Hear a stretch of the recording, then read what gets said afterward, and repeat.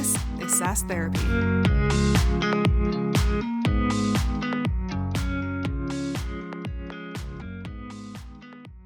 Hello, everyone, and welcome to another episode of SaaS Therapy, the show where we help you save your most important business relationships, your customers.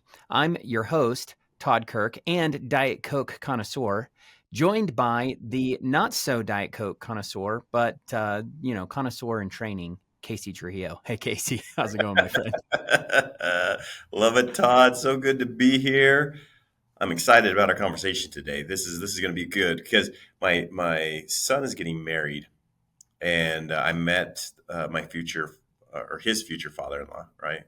They'll be your in-laws too, right? My in-laws. Yeah. Okay. And we were having a conversation, and he made this great comment. He says he likes to gamble, but it's okay because he has a system for winning, and it's not gambling if you win all the time. So, Todd, I'm gonna put that because he smirked a little bit about that. But what if in customer product adoption, there was a way that I could tell you that you could be 6 times more effective? This isn't gambling. This is proven by data. Todd, would you be interested in that? Absolutely, I would. Okay, so that's today's topic. What we're going to talk about is change management, and we're going to talk about some frameworks. So back, I think it's almost been 5 or maybe even 6 years ago, Microsoft, they went all in on this with ProSci was the who they partnered with, and they developed a course for all of their Microsoft customer success managers. You had to go through this course, and it was around a foundational course around ProSci and change management. And one of the things that they focused the most on is a little framework that they call ADKAR. And we're going to go through ADKAR. We're going to talk about what it means. But Todd, we also have a framework here for the company that we work for that we're going to kind of mix in because I think ADKAR has been there for a while, but I think our framework adds a little more light and truth. Let's say that, Todd. So we'll go through that today. I'll have you kind of walk through and we'll banter together around these two frameworks. Very similar, but a little bit of difference. Is that okay if we do that today? Yeah, I like that. I'll say one of the things that is probably helpful as we jump into this topic is at least the fact that when it comes to change management discussions, a lot of times we have a hard time understanding what we mean when we say change management. I like the ADKAR framework because it focuses primarily on the change of the individual. Right? How do I help the individual employee or the individual user change their behavior? Whereas a lot of time, most of the energy of change management is focused on what is the organization doing. And so there are organizational frameworks of like, how do we help the organization change as a whole? But ADKAR is really important as something to understand because it means it's helpful to understand what is happening to you as the individual in the change process. What are the things that you need in order to make some sustained change in your own life? So it may be meaningful to you whether you are trying to adopt software or you want to make any change in your life. That ADKAR is really helpful for that. Great point about that, Todd. And one thing for those that are listening and selling. So you talked a little bit about organizational change management, or people, you'll hear the acronym of OCM, right? So one of the big things that they teach in ProSci is you usually are involved, and again, every software is a little bit different. So this might not be applicable to everybody at our audience, but the first thing that you start out with in OCM is, okay, who's my stakeholder? Who's my executive buyer? And so the executive buyer, whoever that might be, they're buying your software for a specific business outcome. And so in OCM, one of the things that you really want to make sure that you're talking through and walking through with your customer is, okay, this is what we want. This is the outcomes that we want. Is the technology set up to support us? So that's one of the first change triangles that they teach you is executive sponsor, who's going to actually be implementing it, and do they understand that this technology needs to be set up in order to do this? So let me give you a perfect example of this, Todd. A lot of people are buying new software upgrades that have whatever AI module in it. So, right, I buy a software, I buy the Plus package or whatever it is, and it comes with my AI tool set that's going to just change what I want. That's what the executive bought. They thought, oh, that is so amazing. We're going to save so much time, etc. Great. The purchase is made. IT gets it and says, or IT or security looks at it and says, no, we're not going to implement that AI module. We haven't gone through the due diligence, and that's going to probably be about a year or 2 years out. Okay, now what just happened, Todd? Now this purchase that we had is going to sit on the shelf for a year or 2 years. It's never going to get implemented. And you're going to get a downgrade on that. So just that one part of OCM is so important. So that was totally off topic, Todd. I'm going to drive my way back onto the highway, and we're going to keep going down this path of personal change management we want to talk about, where this ADKAR framework comes into. So let's start with that. So ProSci, they have this framework called ADKAR. So we're going to go through it really quickly. The A stands for awareness. We need to make the users aware, or that individual aware, of why this is a better way to work. Just help me be aware that there is a reason to change, right? Hopefully that awareness is done so well that it creates a desire within me, the individual that's being asked to change, that I am now curious about the change. I want to change because I want to do that. That sounded awesome. That's way better than what I'm currently doing. So then, of course, the natural question, Todd, we say this all the time. If I know why, I'm going to ask how. So that goes to the knowledge. Okay. So we have awareness, desire, knowledge. Okay. So I learned something. But Todd, you know this. We have plenty of friends that are book smart, but not street smart. We got to get that ability going. So that's the next part of ADKAR is I actually need to go do that. I need to go perform that ability, see that I can do it.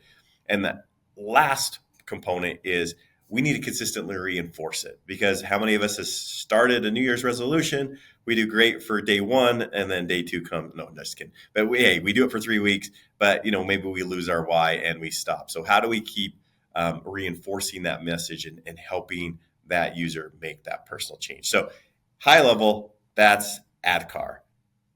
Todd, out of all of that, awareness, desire, knowledge, ability, and reinforcing that, what do you think is the hardest stage of that process for individual change? I think personally, in my experience, the place that is the hardest is desire. That's what I tend to see is always the biggest challenge. In fact, one of the biggest reasons why I think it is the challenge is because when it comes down to change management, most people start immediately at knowledge. And that's a problem because like awareness is less complicated, but it's actually still really difficult. But just because you like throw a message in Casey's face over and over and over again doesn't mean he's going to buy into it and actually want to do it. And unless you can get that initial buy-in and desire, then you don't really get anywhere further. So that I would say is the biggest problem, or the hardest thing to get past. That you nailed it. 1,000%. That's what ProSci teaches you, is getting a user to, and I'll put it in terms that we hear every day. My users just don't care about this. They don't care about this software. What you're saying is you have not made them aware of why they would want to change, right? And you're leading out with knowledge. So I'm just going to go through what I hear day in and day out, at least 4 or 5 times, walk through. How do you do change management? So we have a professional services team. The customer buys, 2 or 3 days of instructor-led training, kind of train the trainer. And then we direct them to our university site.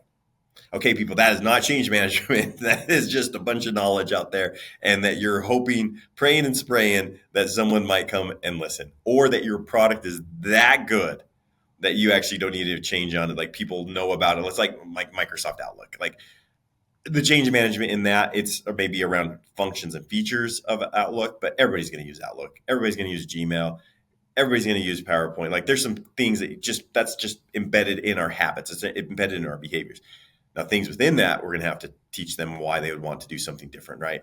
But that's where people fail right there. That's why another data point that they give you is they say 60% of all digital transformation initiatives fail is because of this. We don't take the time to actually go through this and help people do it. So, Todd, what do you think? What are some ways that you've seen, some creative ways that you've seen people or organizations help their customers become aware of the need to change? What are some things that you've seen?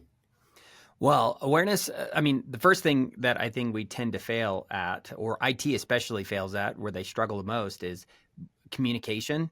It's a simple idea that you got to tell people about it if they're going to be aware, right? And I would say if IT is responsible for the change, for the adoption of technology, usually communication isn't their strong suit. And so what they tend to think they're doing for communication is they put up some intranet sites or announcements or things like that. one, most people probably never go to that site, and two, most of the information that ends up in a written awareness site ends up mostly just being knowledge-based articles anyway. So again, you're skipping in your effort to drive awareness, you're skipping straight to knowledge. So I would say that's a big challenge. The thing that works or that I've seen works the most is there's kind of two components to it that I think are really important. One is you have to understand what the business needs, because there's a business outcome that they're trying to drive. And people need to hear what the business is trying to achieve with the technology through sponsorship, through leadership. So Mm-hmm. whoever the organizational lead is who cares about it, they need to be out in the front. ProSci calls that the executive sponsor, right? You need someone who can be the face of the rollout and can articulate why it matters to the business. And so that's really key. But there's a second piece to this too, right? I want to know that this is beneficial for the company that I work for. If I'm going to use some sort of software, that's beneficial.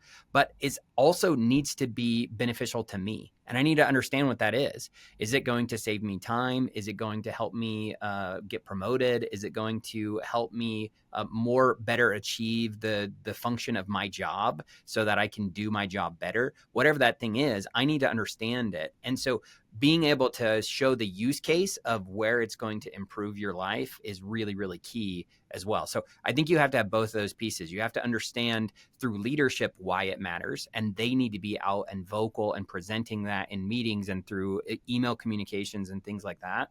But then we also need to articulate the use case to the user of how it's going to impact them as an individual. So you need both of those components, because you need some of that intrinsic and external extrinsic motivation being pushed your way. You need both. Okay. Beautiful, Todd. So we always like to get into the weeds and just say, okay, here's examples of how you do this. So let's walk through this. So number one, this is why it's important for you as a SaaS vendor. So whether you're in customer success, whether you're in product management, whatever it might be, why you want to invest the time in this, because your customer is going to be bad at it. Your executive sponsor cares about three things: increasing profit, reducing risk, and decreasing costs. That's not a what's in it for message for Todd Kirk if you're the employee at this organization. I give crap. You make so much money. You're not even paying me enough money, right? That's what I'm concerned about as the employee, right? So let me give you an example of how this could work, okay? And this is why the SaaS vendor needs to be an expert in change management, so you can help your customer actually do it, because they're really bad at it, okay? So I would say, okay, here's the executive script that we would give to your executive. Now, a couple of different things you could do with this. And again, I'm pretending that I'm the SaaS vendor. Number one, you have a town hall meeting. You run this every month, correct? Yes, we do. Okay, this would be a perfect time for your executive sponsor, that town hall, to say, hey, we just invested in X software because our goal at our organization is to give back every employee 1 hour in your work week. We know you're understaffed, overworked, and we found a way to give you an hour back in your day. That's a compelling what's in it for the person on the other end. It also ties to usually executive initiatives that they have going on. So you need to understand what the executive initiatives are for their employees and tie those two things together, right?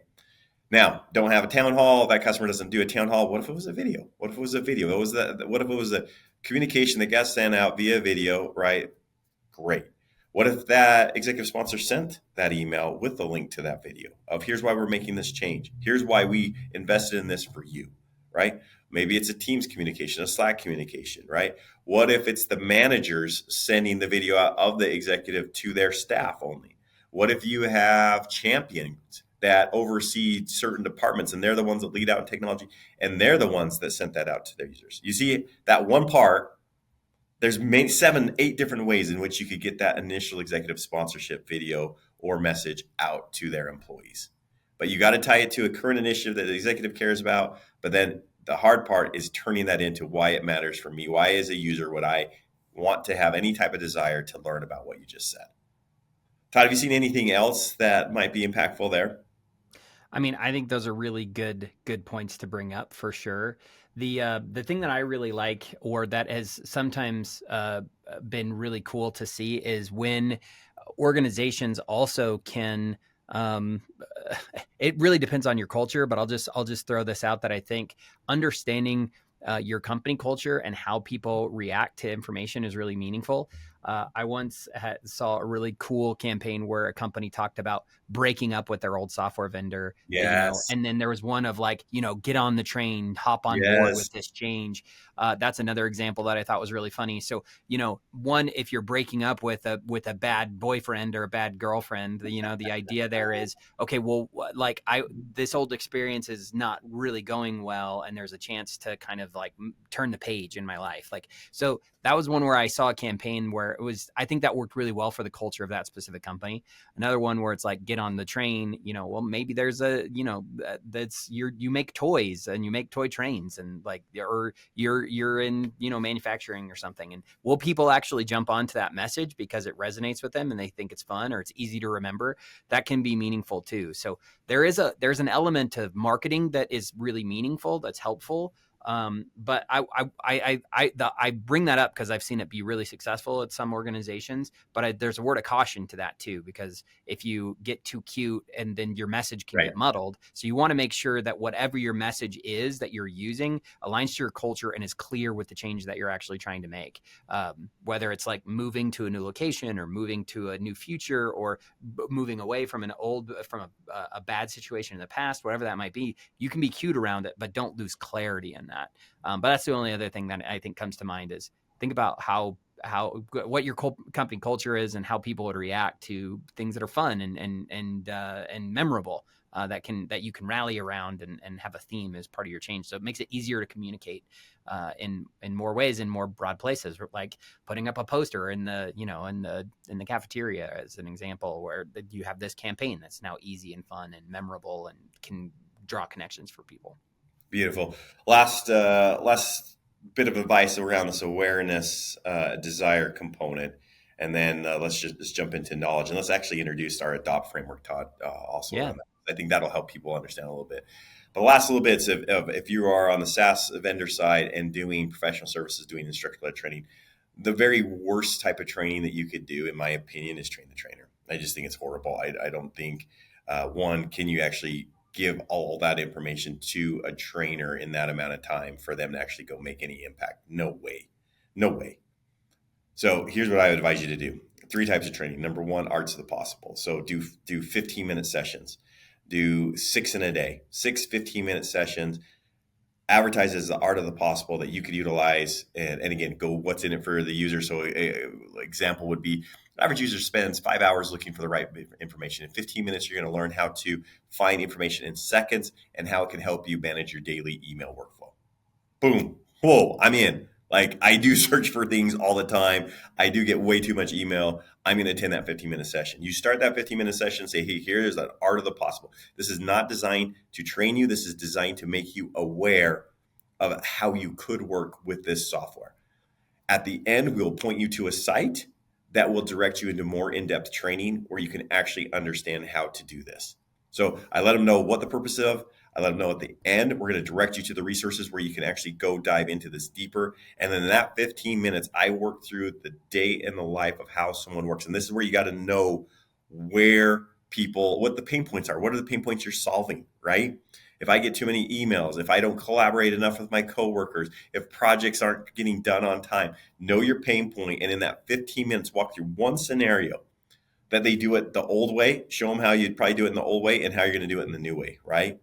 And watch people's eyes go, oh my gosh, that was amazing. How did you do that? That's when you know you won, is when someone said, how did you do that? You got them, right? Yeah.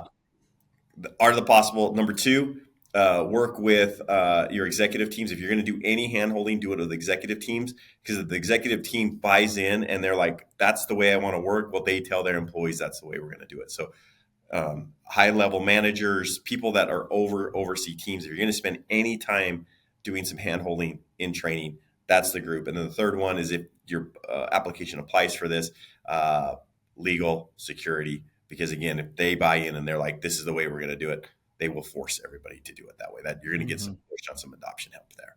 Todd, anything you would add on, and you've seen with instructor-led training, anything else you would give there? Yeah, the big thing, the phrase I used to always talk about is how important it is to paint the pain and then allow the user to discover the wow on their own. So you go back to that point. I would say those 2 things are so meaningful if you are going to do any sort of training. we have this tendency to go in and tell everybody why it's great. Yep. And when you just tell everybody why it's great, it's not theirs. And so one of the things that you really, really need to do if you want to cause good dot connection for the user is paint the pain, help them understand the current state is not great, and then help them make the connections on their own about how this is going to be better. So instead of saying this is going to be great because, you just say, here's how I did it in the old way. It took forever. It was really painful. It was really hard. You know, it always caused all kinds of issues. And remember how this thing that happened the other week with that? Okay, let me show you what I'm going to do in this new one. Bam, bam, bam, bam, bam. And then you just let it sit. And then you let them connect the dots of, oh my gosh, that would be way better. You don't have to tell them why it's going to be better. It's more important to allow them to get the wow themselves. It's that idea. You don't want to steal the wow. You want to allow them to see it themselves. So that's the only thing I'd add there that I think is really important in any sort of training. People need to feel ownership of the change, or it's not going to really matter. Beautiful, Todd. So we're going to recap really quick, and then we're going to dive into a little bit of the change, or what I think we've added to this framework of ADKAR. But just a reminder, you're selling a deal, you're meeting your customer for the first time. First easy question to ask is, how are we going to communicate this change to your employees? And let them walk through that.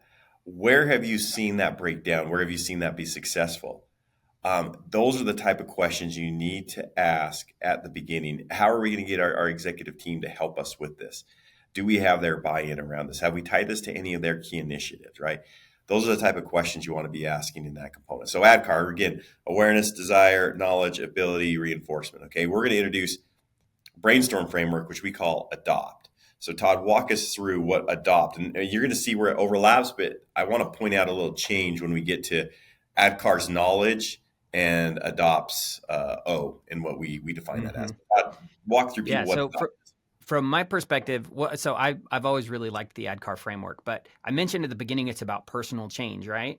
But Yes. the terms have always been challenging for me because you read it and you look at it and you talk about it and you're like, okay, are we talking about the actions that the user needs to take, right? Because this is personal change. So I need to be aware. I need to have desire. I need to have knowledge, right?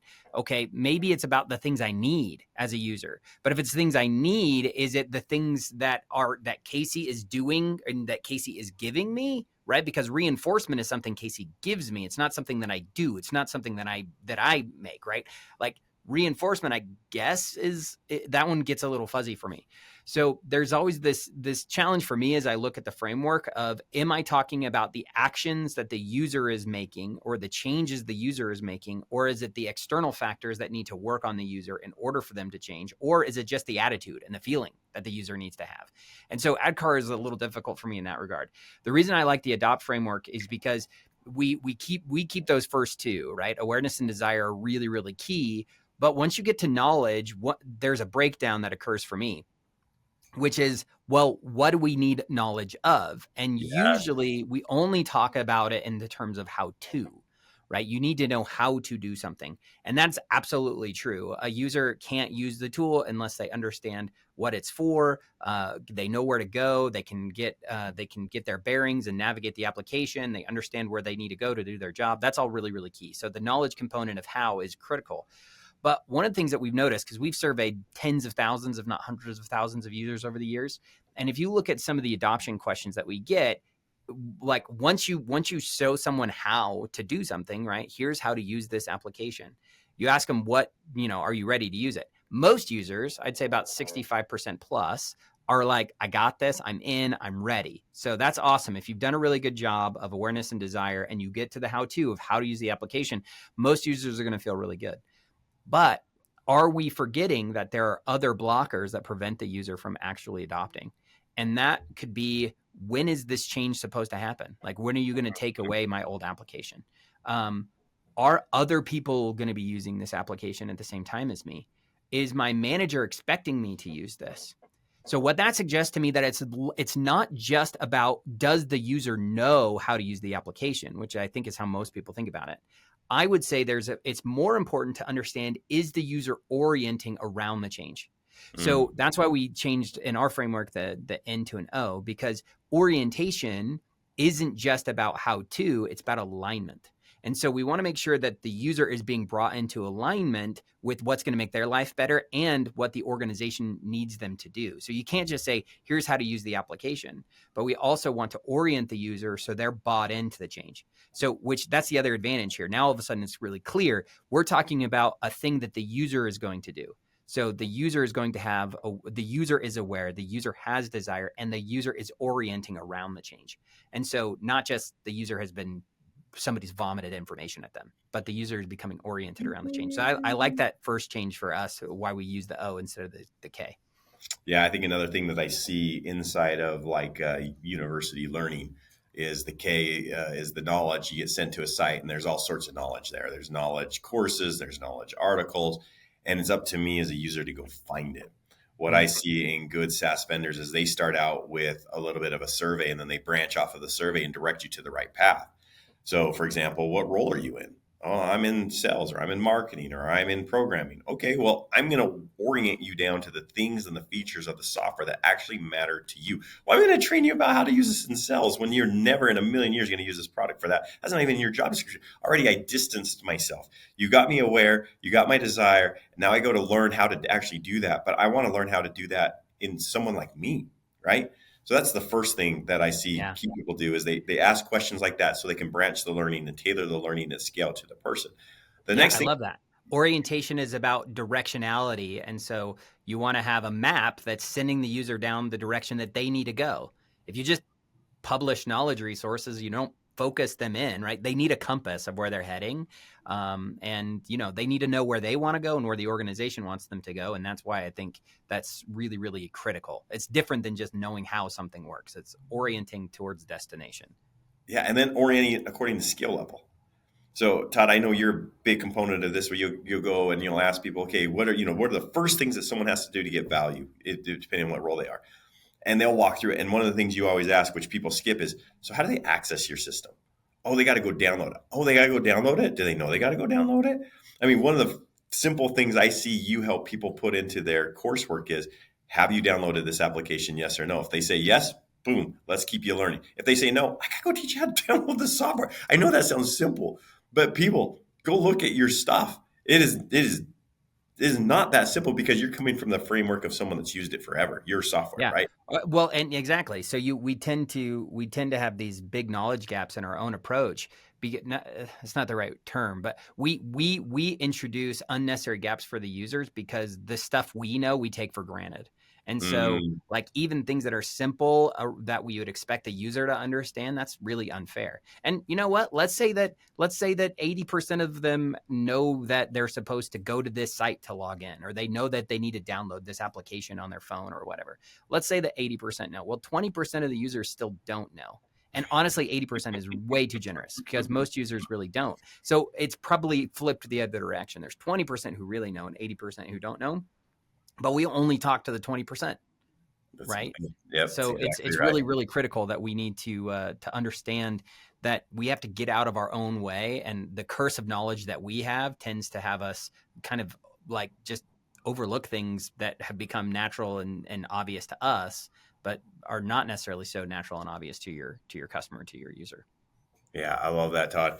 So we think through that again. We only have so much time in this episode to go through this, but we've talked about with the DOT framework, it's awareness, desire, orientation, and then I love this word that we use, participate.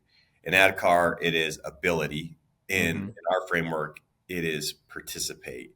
Can I tell you why I love this? Walk through that, I'm going to give you an example of why we use the word participate instead of ability. One, again, what is the goal? Yes. ADKAR is unclear. I don't understand. Is the goal to have the ability or is the goal to participate? And they're two very different. So my favorite example is when I was in elementary school. Many people probably have this example. But when you were in class and you turned to your teacher and you said, Mr. Trujillo, can I go to the bathroom? What did you ever have this? I felt like every teacher, maybe it's because I grew up in Southeast Texas or something, and they were very big on being proper etiquette. Yeah. But to say, can I go to the bathroom? What response do you usually get as an elementary school kid? Can you? Can you? I don't know. Can you? Right?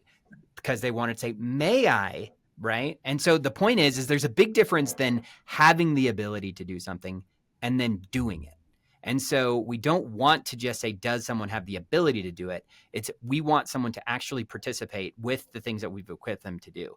And so that's a very big shift, because the goal is not just to know how to do something and to have the ability to do it. It's to orient around what I'm supposed to be doing and then actually participate in that change. So that's why I love that change, because it's a very big, it's a very minor shift in mentality, but it's a very important one, because the goal is to participate, not just have the ability.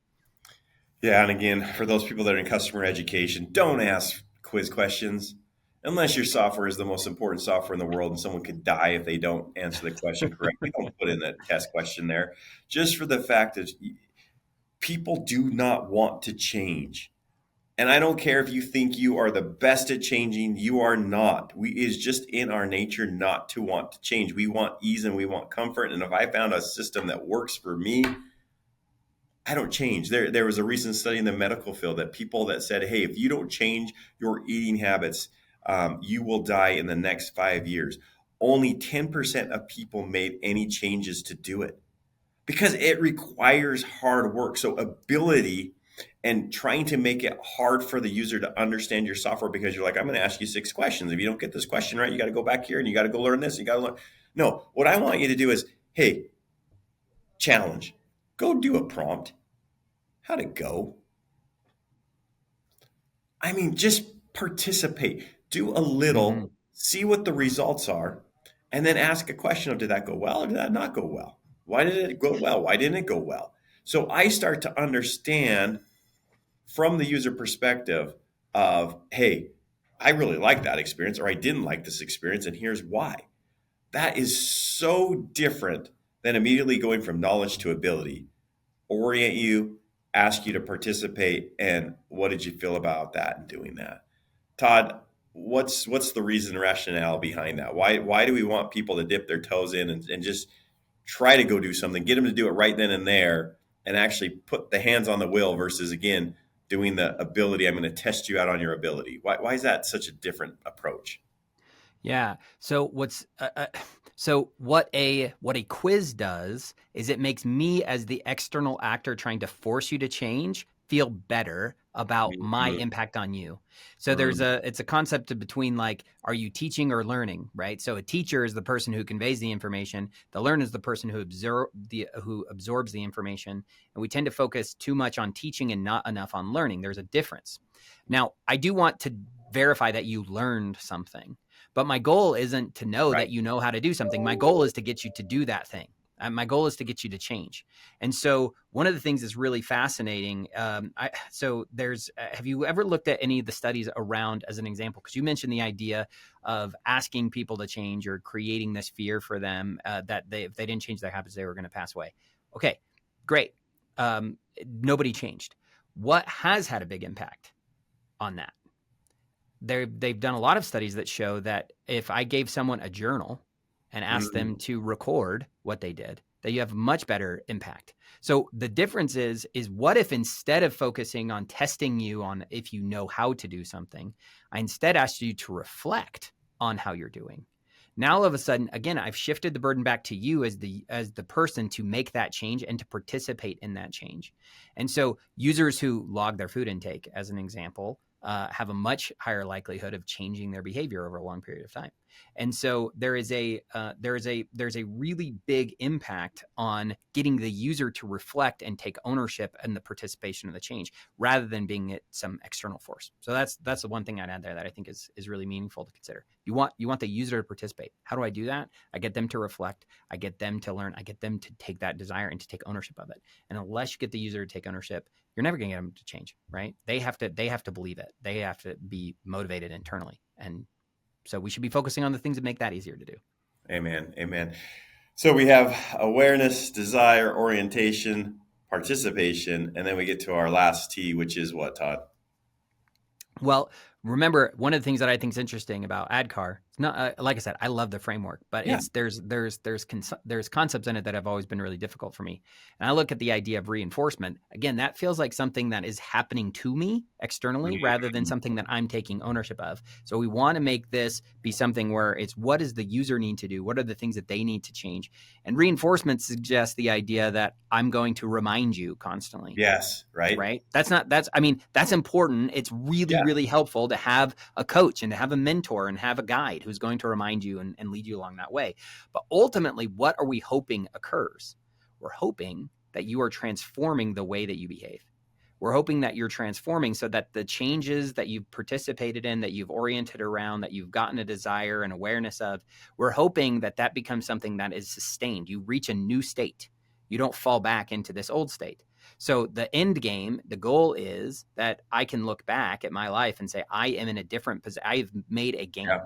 I have moved from an old state to a new state, and I can recognize and see that change, be excited about that change, and want to maintain it in the long term. So the end goal is transformation, not just reinforcement. So that's why I love orient, participate, and transform, because the idea is we're looking at the user moving all the way to a new state rather than just, I told you to change and I now have to remind you about it because you don't really want to. If that's the case, if my end game or the only thing that's going to happen is remind you to make the change, then I really haven't created a lasting desire. I haven't sparked the fire of true motivation. And the way you do that is not just with reminders, but it's also with reflection and encouragement and, look at how well you've done. Look at all the gains you've made. So it can't just be a reminder. You need to look at what really is going to transform.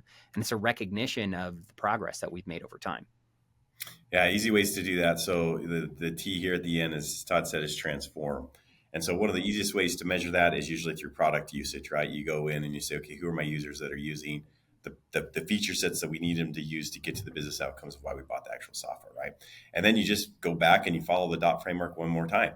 So you find people that are in different departments, different use cases, and you make the organization aware of the change that they made. Why was this better in their department? Why in using that technology did something change? Why was it a better way to work? That might catch my attention this time as a user. I might have not even listened to anything, nothing applied. But then I hear Todd Kirk, a guy that's in my same department, just saved himself 60 hours by doing this one thing. Gosh, what'd you do, Todd? And now I'm more interested in that because that's a use case. Your executives highlight. So if you have an employee highlight an employee that you utilize the software to hit their goals of what they wanted to accomplish and highlight it there. So again, you're just going to go read back and follow that adopt framework if you're not getting enough of the people that transform the way that you want them to. So this is why it's so important. I mean, we just covered almost 40 minutes. I think we've been on this podcast almost. This is what you need to be teaching your point of contacts so that they understand it. This is the framework by which you need to build your resources and the things that you're offering to your customer. Because again, I want to go back to the start. You want to be 6 times more successful. Well, you got to put in the work. You got to put in the work. And like we always say, you go slow to go fast sometimes, and change management will speed up all the things that you actually want if you'll slow down and take the time to help people. Mm-hmm. So Todd, we always end this the same way always. What's going to be our homework for our audience? Okay. So I'm going to just assume that everybody who's listening to this right now is thinking, you know what? I love this idea of this adopt framework, or maybe you really love ADKAR. Either way, you've already been familiar with both of these things. And you're like, I really love this. It's awesome. What I don't want you to do is say, I know what I'm going to do. I'm just going to go make a whole bunch of resources and then throw them at my customer. Because I think we tend to do that a lot. And what that ends up doing is we have now ignored that entire process and what we're doing with the people we're trying to enable. Because the first thing that we also have to do is we have to think about how ADKAR impacts what we are trying to cause. Because let's say, as an example, I know my customer has to make this change. So I'm going to then give them a bunch of resources to make that change. But in the face of doing that, I might have done this desire, or I might have done this awareness thing. I'm like, you need to drive change. And they're like, great, I agree. And then you say, here's all these resources. And it's 50 Word documents and a bunch of email templates and, a bunch of knowledge articles that you give them, or a bunch of links to your academy or something. And guess what that does? It just makes it sound hard. So my challenge to you would say, if you believe in this framework, you need to be thinking about how you're going to apply it with your own customer, and how do you make it not just that they desire to do it, but you also have to make it really, really easy. Because the two big factors in adoption, if you just take out this campaign, this idea of ADKAR or adopt, the two biggest factors is, do I find this valuable, and is it going to be difficult to achieve it? So like, let's say you've built them up on this value, but now you've just made it really hard. You're not going to actually get them over that barrier. So for me, I would say, how do I make ADKAR really easy? That would be my challenge, is how do I make ADKAR easy for my customers? I mean, that's what I tend to try to think about, is how do I make it as easy as possible for my customer to access and utilize these resources that I'm going to give them. Otherwise, it's going to be too difficult. So that's what my challenge would be. How do I make it easier to actually drive this framework forward with my customers? Beautiful. My homework is go find your top customer that is the most successful and ask them how they rolled your software out. How do they communicate? Where do they direct their users? How do they orient their users? What are the things they did to drive the change? And you're going to find that they followed this ADKAR methodology. And what you want to go for is what Todd just said. That's why I'm adding on to what Todd said. Then make it simple. Like, what do they do? How do they do it? And create something that's repeatable that you can then offer out to your other customers. That's my homework for everybody. Boom. Love it. Well, thanks, Casey. And thanks, everybody, for joining us again on today's episode. And go out and help people change the way that they work. SaaS Therapy is brought to you by Brainstorm, the SaaS platform for SaaS adoption. Learn more at brainstorminc.com.